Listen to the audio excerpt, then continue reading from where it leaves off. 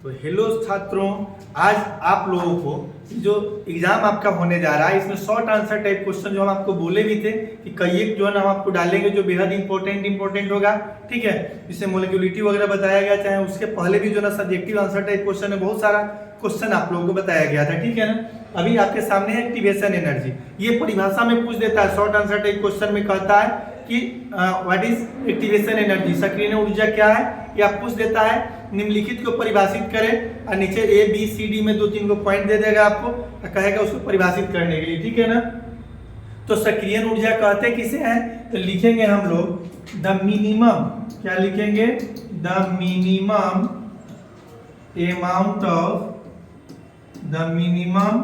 Amount of energy which is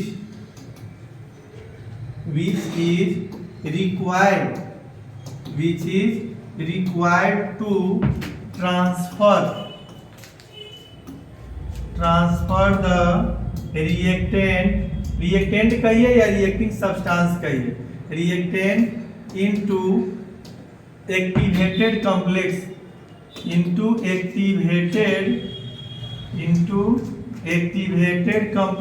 is called activation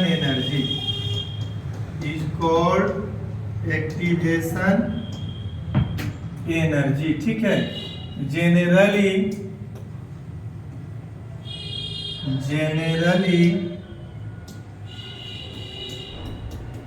it's denoted by E capital A small. E is ना, ये E is the first member of energy and A is the first member of activation. ये activation को indicate कर रहा है, ये energy को। तो आप इसको ऐसे भी कह सकते हैं, या तो इंग्लिश में याद हो जाता है या इंग्लिश में लिखना है तो आप इंग्लिश में बोलेंगे, इंग्लिश में याद रखेंगे, इंग्लिश में लिखेंगे। अगर हिंदी में आपको लिखना होगा तो आप ऐसे बोलेंगे, हाँ क्या कहेंगे, किसी प्रतिकारी पदार्थ को, किसी रिएक्टेंट को, किसी प्रतिकारक को सक्रिय जटिलता में लाने के लिए, जब किसी प्रतिकारक को सक्रिय जटिलता में लाते हैं तो उस लाने के क्रम में जो कम से कम ऊर्जा की आवश्यकता पड़ती है उसको हम लोग क्या कहते हैं, सक्रिय ऊर्जा कहते हैं। किसी ना प्रतिकारक को सक्रिय जटिलता में लाने के लिए जितनी कम से कम ऊर्जा की आवश्यकता पड़ती है उसको हम लोग एक्टिवेशन एनर्जी कहते हैं, सक्रिय ऊर्जा कहते हैं। सामान्यतः इसे ये द्वारा सूचित किया जाता है। ठीक है ना, कौन सी द्वारा सूचित किया जाता है, ये द्वारा सूचित किया जाता है। आप देखिए, आप कहेंगे सर एक्टिवेटेड कॉम्प्लेक्स होता क्या है, एक्टिवेटेड कॉम्प्लेक्स क्या होता है, तो जानते हैं। अब सिंपल सी बात है, आप जो है ना कोई भी काम करते हैं, आप चावल बना रहे हैं ना, भात बना रहे हैं, भात, तो आप क्या करते हैं, चावल लेते हैं, पानी लेते हैं ना, उसको आप प्रेशर कुकर में डालते हैं या फिर ओपन कंटेनर में। लीजिए, मम्मी को कभी कभी आप बनाते हुए देखा होगा आपने, ठीक है ना, एक बर्तन लेकर के पानी को गर्म किया जाता है, उसमें चावल को धो वगैरह करके रख दिया जाता है। ठीक है ना, अब उसमें क्या होगा, धीरे धीरे उसको ढक दिया जाता है। धीरे धीरे जैसे जब जल आपका, पानी आपका गर्म होगा, खोलेगा, जल को आप चावल को अपने आगोश में लेता जाएगा, खोलते जाएगा। देखिएगा मम्मी बार बार ढक्कनों को हटा के एना चलाती होंगी, ऐसे देखती होंगी, एना चलाती होंगी और ऐसे देखती होंगी ना, चम्मच में निकाल करके उसको। तो देखने पर क्या होता है, एक ऐसा समय आता है जिसमें क्या होगा, आप अभी कभी आप देखे होंगे कि मैंने लगता है कि जो है ना चारों तरफ से जहाँ जो भाग पक गया होता है, बाहरी भाग, उस सबका कलर अलग हो गया रहता है। अब बीच में व्हाइट आपको दिखाई देगा, एकदम लगेगा उसके पेट में क्या है, बच्चा है। नहीं तो क्या होता है, आधा पका हुआ रहता है चारों तरफ से, अंदर बीच में क्या होता है, कांचे होता है ना, आधा पका समझिए ना। अब उसके बाद में क्या होता है, पूरा पकेगा, लेकिन उस समय, जिस समय की हम बात आपको कह रहे हैं, ना तो पूरा पका है ना पूरा कांचे है ना तो रिएक्टेंट पूरा अच्छा से है आपको, और नहीं पूरा प्रोडक्ट के रूप में अभी तैयार हुआ है। तो बीच वाला जो अवस्था हुआ, उस अवस्था में लाने के लिए जितना मेरा एनर्जी खर्च हुआ है उसी को हम लोग एक्टिवेटेड कॉम्प्लेक्स कहते हैं। नहीं, और उसमें लाने में जो एनर्जी खर्च हुआ, इस अवस्था को एक्टिवेटेड कॉम्प्लेक्स, और उसमें ले आने में जितना कम से कम ऊर्जा खर्च हुआ उसको एक्टिवेशन एनर्जी कहते हैं, सक्रिय ऊर्जा कहते हैं। इसको ईए द्वारा सूचित किया जाता है। क्या कहा जाता है, ईए द्वारा सूचित किया जाता है। छोटा सा एग्जांपल भी लेके देख लीजिए, यहाँ ए बी हो गया प्लस क्या हो गया, सी डी हो गया। ठीक है ना, अब क्या करेंगे, अभिक्रिया आप कराइए, क्या कराइए, अभिक्रिया कराइए। तो जानते हैं क्या होगा, यहाँ ए बी है और यहाँ CD है। समझ में आया? अब क्या होगा, अभिक्रिया कराइएगा तो ऐसा तो है नहीं कि सीधे अभिक्रिया कराए, यहाँ AB है अब प्लस CD है, आप अभिक्रिया कराए और बन गया AC प्लस BD। ऐसा तो है नहीं कि यहाँ रिएक्शन कराए, रिएक्टेंट से एक बार आपको प्रोडक्ट मिल गया, ऐसा नहीं ना होता है।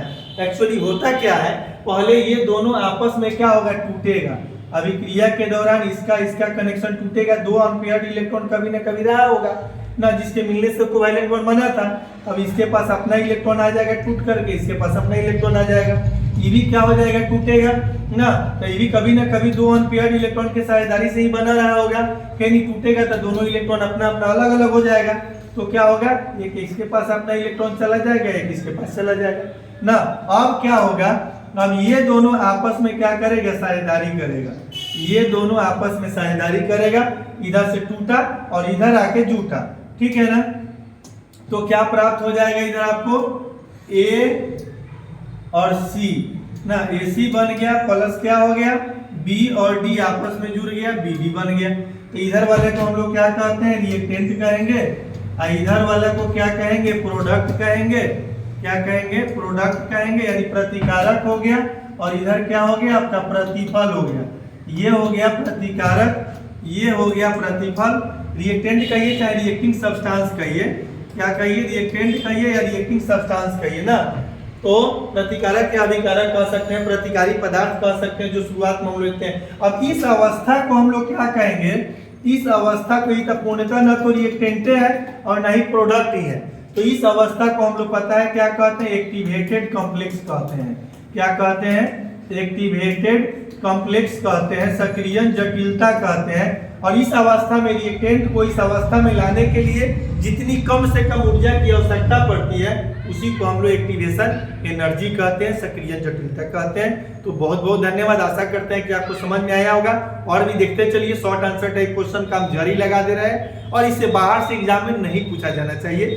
कुछ बच्चे रिएक्शन के बारे में बोले थे, सर एक एक करके रिएक्शन बता दीजिए, हम वो भी एक एक करके डाल रहे हैं। आप वीडियो को लगातार देखते चलिए, समझते चलिए। लास्ट में आपके सामने हम बताने वाले हैं कि एग्जाम में जाना है तो क्या क्या दिमाग में रहना चाहिए उस समय, किस मेंटलिटी के साथ हमको एग्जामिनेशन हॉल में प्रवेश करना है, कैसे जो है ना एग्जाम में अपने आप को रिप्रेजेंट करना है, ठीक है ना।